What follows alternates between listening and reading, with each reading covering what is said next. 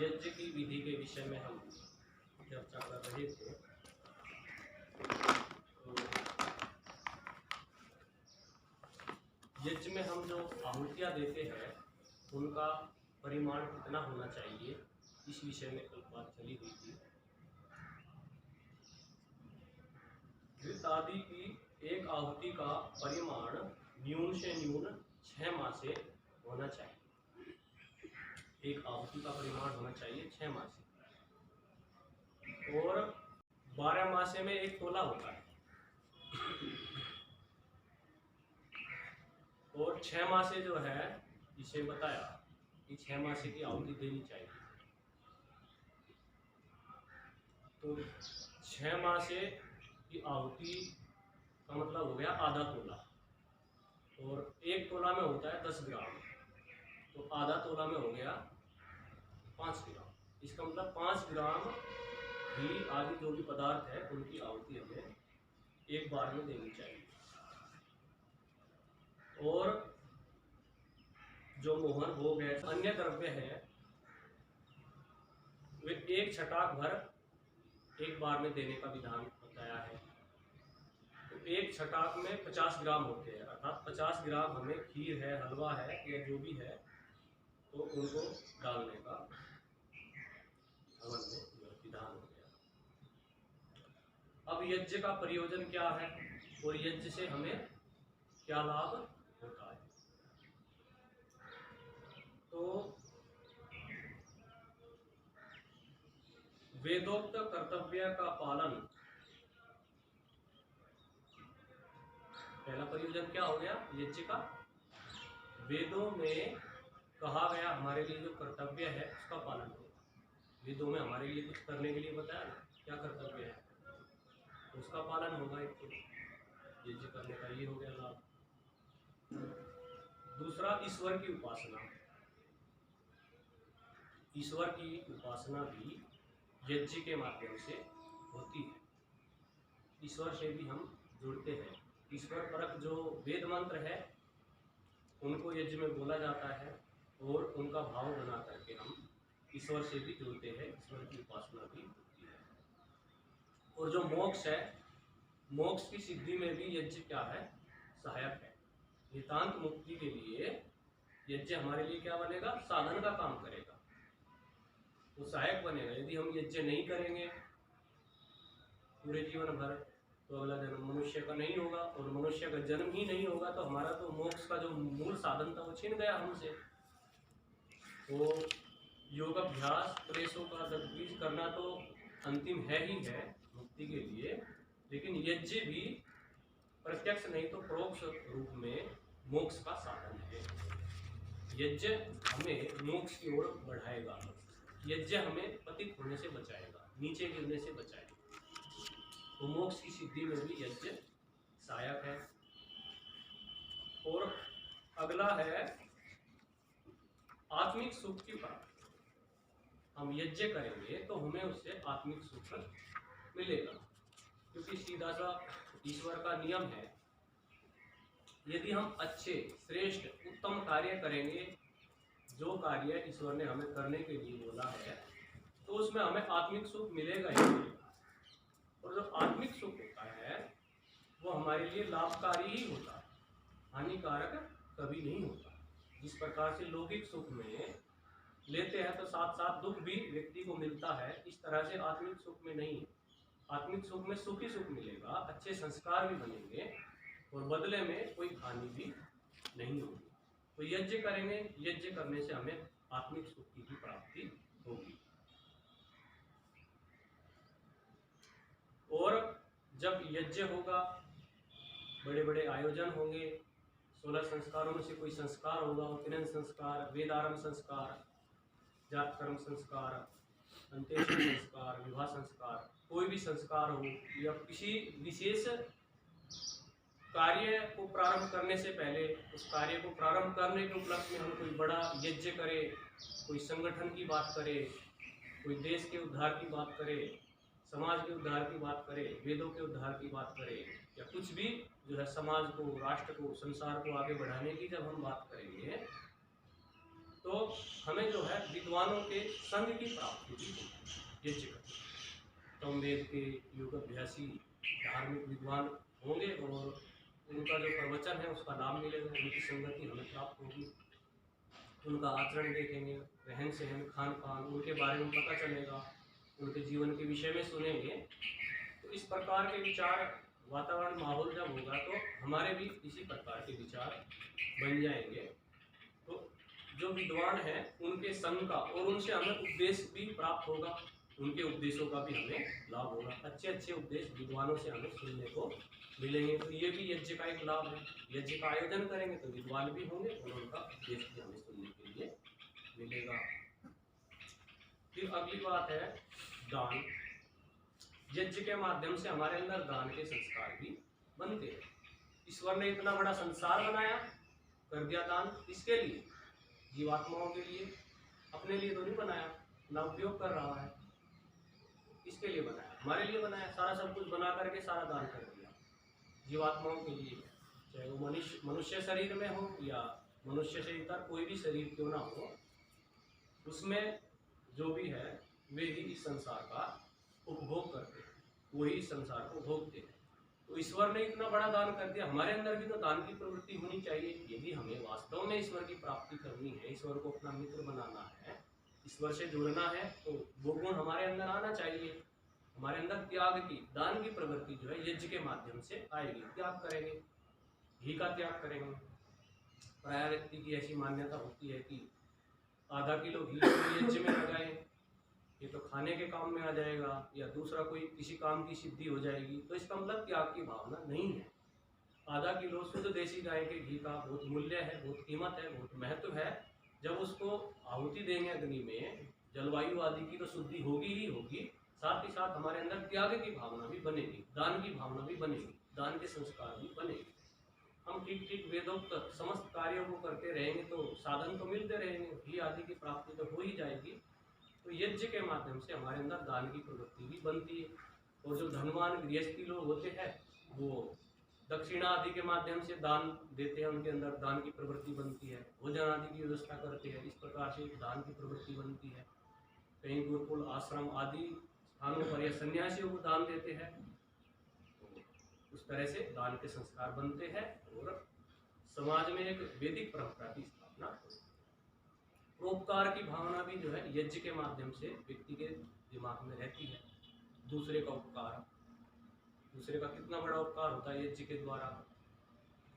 यदि एक स्थान पर 10 परिवार रहते हैं और उन 10 परिवारों में एक ही परिवार ऐसा है जो नित्य प्रति पूर्ण वैदिक विधान से यज्ञ करता है, तो लाभ तो उस यज्ञ का 10 अन्य जो 9 परिवार है उनको भी मिलेगा। तो यज्ञ के माध्यम से जो जल, वायु, आसपास का वातावरण जो शुद्ध होगा बहुत दूरी तक, तो उसका लाभ तो वे दूसरे लोग भी लेंगे, उनको भी उसका लाभ प्राप्त होगा। तो परोपकार की भावना भी यज्ञ के माध्यम से आती है। और बहुत सारे गुण, यज्ञ होता है, प्रवचन होते हैं, वेद का स्वाध्याय आदि होता है, तो परोपकार के गुण व्यक्ति के अंदर विकसित होते हैं। तो परोपकार के संस्कार, परोपकार की भावना भी हमारी यज्ञ के माध्यम से बनती है। और पवित्रता आदि सद्गुणों को धारण करने की प्रेरणा भी मिलती है। जो अच्छे अच्छे पवित्रता आदि गुण हैं उनको भी हम जो है यज्ञ के माध्यम से धारण करते हैं। संकल्प लेते हैं कि आज से मैं सत्य बोलूँगा, चोरी नहीं करूँगा, वेद का स्वाध्याय करूँगा, दूसरे की सहायता करूँगा, नियमित दिनचर्या करूँगा, माता पिता की सेवा करूँगा, आदि आदि जो उत्तम उत्तम गुण हैं वो यज्ञ के माध्यम से व्यक्ति धारण करता है। जल, वायु, अन्न, वनस्पति की शुद्धि, जल की शुद्धि यज्ञ के माध्यम से होती है। यज्ञ में हम जो घी डालते हैं वो अग्नि में डालने से उसका बहुत विस्तार हो जाता है, वो सूक्ष्म हो जाता है। अग्नि में जल बहुत दूरी तक वो फैलता है, तो जल में भी जाता है, वायु में भी जाता है, अन्न के अंतर्गत भी जाता है, वनस्पति के अंतर्गत भी हो जाता है। तो जब इस तरह से जाएगा तो अलग ही एक प्रकार की सुगंधी अपने वातावरण में रहेगी, आसपास के अपने स्थान में रहेगी, और साथ ही साथ जल की शुद्धि होगी, वायु की शुद्धि होगी, वनस्पति की शुद्धि होगी, अन्न की भी शुद्धि होगी। जिन स्थानों पर अच्छा यज्ञ होता है शुद्ध वैदिक विधि विधान से, वो स्थान जो है उत्तम होता है, वहाँ के पेड़ पौधे वृक्ष वनस्पति बड़ी उत्तमता के साथ फलते फूलते हैं। तो ये भी जो है यज्ञ का विशेष लाभ है। और यज्ञ से जो है स्वच्छता होगी, निर्मलता होगी, और ये सारी चीजें जो है यज्ञ से होगी। साथ ही साथ वर्षा की प्राप्ति का भी जो है लाभ यज्ञ के माध्यम से होता है, क्योंकि यज्ञ जो है जलवायु में, वातावरण में संतुलन बनाता है, उष्णता उत्पन्न करेगा, तो शीघ्र जो है बादल की उत्पत्ति होगी, और बादलों की उत्पत्ति होगी तो वर्षा भी होगी। जब अधिक गर्मी होती है तो वाष्प के माध्यम से ऊपर जो है जल चला जाता है, और ऊपर जल जाएगा तो फिर वो बादलों के रूप में परिवर्तित हो जाएगा। तो उनको जो है पिघलाने में, उनमें इस प्रकार की प्रक्रिया करने में यज्ञ जो है सहयोगी है। यज्ञ के द्वारा वर्षा भी होती है। जो बादल बने हुए हैं वो पिघल जाएंगे और वर्षा होनी प्रारंभ हो जाएगी। और जब वर्षा होगी तो वर्षा से अन्न, प्राणियों की वृद्धि, समृद्धि, ये सब जो है लाभ होंगे। शुद्धि होगी, रोगों का नाश होगा। मैंने कोरोना काल में साक्षात अनुभव किया है इस चीज का।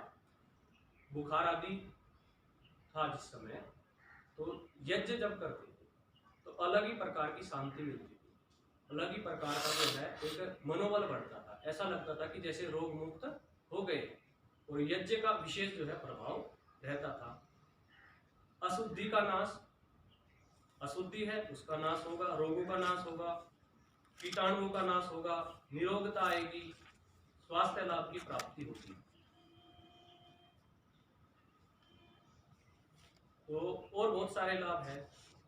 यज्ञ प्रक्रिया के द्वारा, उसकी सुगंध के द्वारा भस्म से रोग चिकित्सा आदि का भी जो है होता है। आध्यात्मिक एवं सद्भावपूर्ण वातावरण का निर्माण, यज्ञ में प्रतिज्ञा करके अवगुणों का त्याग करना कराना। यज्ञ में जब हम प्रतिज्ञा करेंगे कि भाई आज से मैं झूठ नहीं बोलूंगा, आज से मैं चोरी नहीं करूंगा, आज से मैं कोई भी गलत काम नहीं करूंगा, जो मेरे अंदर बहुत सारे दोष हैं उनमें से एक दोष को छोड़ने का संकल्प लेता है व्यक्ति, तो यज्ञ के माध्यम से ये भी लाभ होता है। और जो मंत्रों का उच्चारण और वेद पारायण आदि होता है, उससे क्या होगा, वेद की रक्षा भी होगी। हम प्रतिदिन वेद मंत्रों का उच्चारण करेंगे यज्ञ करते समय, तो वेद की रक्षा होगी। वेद की रक्षा होगी तो हमारा जो जीवन जीने का जो सिद्धांत है, जिसके माध्यम से मनुष्य जीवन पूर्ण विकसित हो पाता है, वो लाभ भी हमें हो जाएगा। अब यज्ञ की सज्जा कैसे करें, तो यज्ञ का जो अनुष्ठान हम कर रहे हैं उससे पहले क्या क्या तैयारी होनी चाहिए। तो यज्ञ कुंड किसी धातु अथवा मिट्टी का होना चाहिए, या तो चांदी का हो, तांबे का हो, लोहे का हो, किसी न किसी धातु का होना चाहिए। और अति उत्तम तो सोने का, यदि इस प्रकार की सुविधा उपलब्ध हो जाए। और मिट्टी का भी यज्ञ कुंड का जो है विधान है। अब उसमें जो है यज्ञ कुंड किस प्रकार का होना चाहिए, उसकी माप क्या होनी चाहिए, दूरी, लंबाई, चौड़ाई।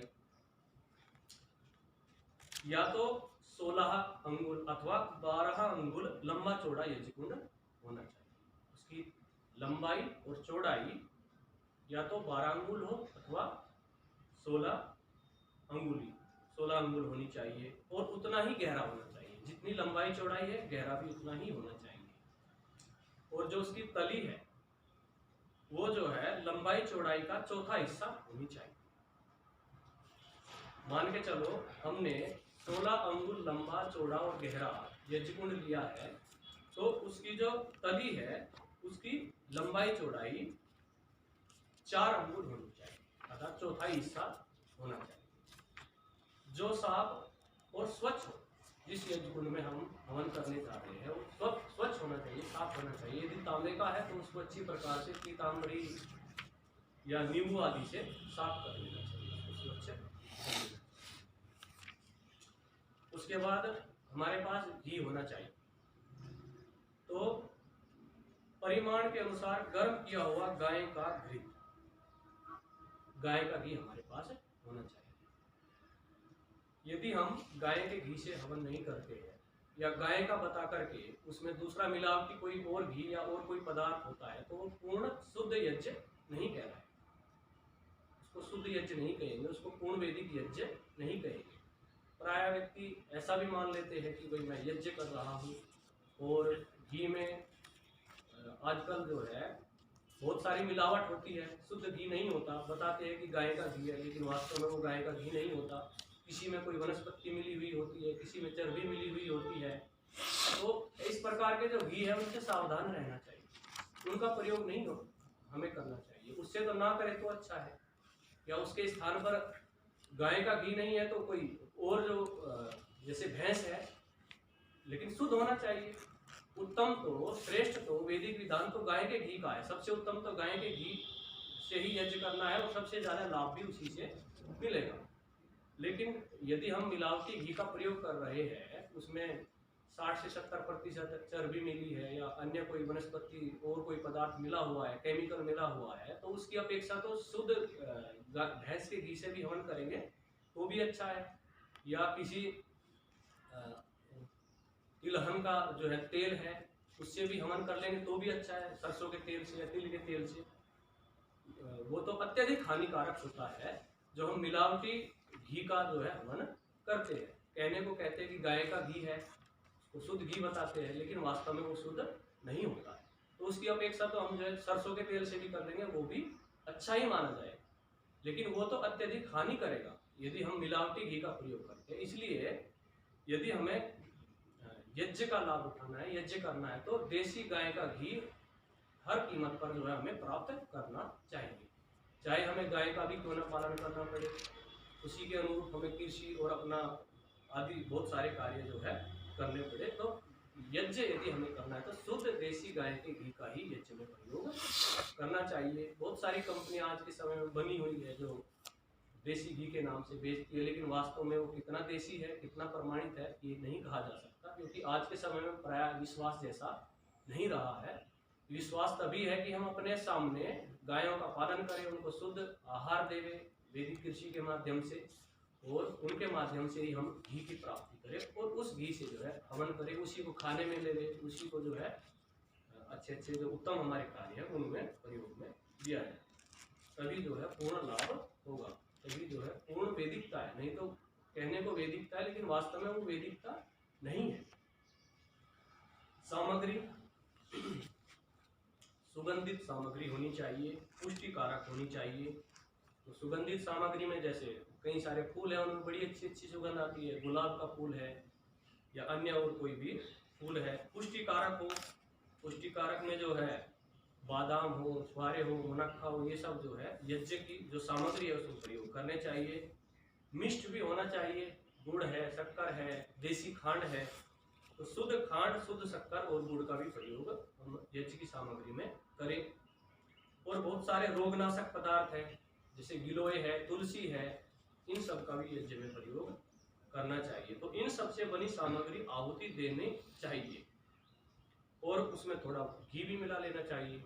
तो सामग्री है ताकि वो उड़े ना, इतना घी उसमें मिला लेना चाहिए, आसानी से उसको डाल सके और वो उड़े ना। इतना ज़्यादा भी उसमें घी ना मिलाए कि हाथ जो है चिकना चिकना बना रहे, बस इतना घी मिलाना चाहिए ताकि वो ना उड़े और हम आराम से उसकी आहुति दे सकें, और अच्छी प्रकार से वो सामग्री जल जाए। तो इस तरह से हमें सामग्री की तैयारी और ये सज्जा आदि करनी चाहिए। अब समिधाएं, तो समिधाओं में वेद के अनुसार जो विधान है, स्वामी दयानंद सरस्वती जी ने जो बताया है, पलाश की लकड़ी होनी चाहिए, समी की लकड़ी होनी चाहिए, पीपल होना चाहिए, बड़ होना चाहिए, गूलर, आम, चंदन, बेल, तो इन वृक्षों की समिधाएं प्रयोग में कर सकते हैं। तो कुछ चयनित वृक्ष है जो विशेष उपयोगी होते हैं यज्ञ के लिए, जिनमें कार्बन डाइऑक्साइड कम होती है और ऑक्सीजन अधिक निकलती है। तो इस प्रकार के वृक्षों की जो लकड़ियां हैं उनका समिधा में प्रयोग करना चाहिए, और वो जो समिधाएं हैं वे मैली कुचैली नहीं होनी चाहिए। वो गंदी नहीं होनी चाहिए, उनमें मिट्टी लगी हुई नहीं होनी चाहिए, सड़ी गली नहीं होनी चाहिए, शुद्ध साफ होनी चाहिए। अच्छा तो ये है कि उनको धो करके धूप में अच्छी प्रकार से सुखाया जाए। कीड़ा लगी, अपवित्र और गंदे स्थान पर उत्पन्न हुई हो, इस प्रकार की संविदा का प्रयोग ना करें और उसको धो करके सुखाए। सुखाने के बाद उसका हवन में यज्ञ में उपयोग करना चाहिए। तो इस प्रकार से हम संविधाओं का चयन करें।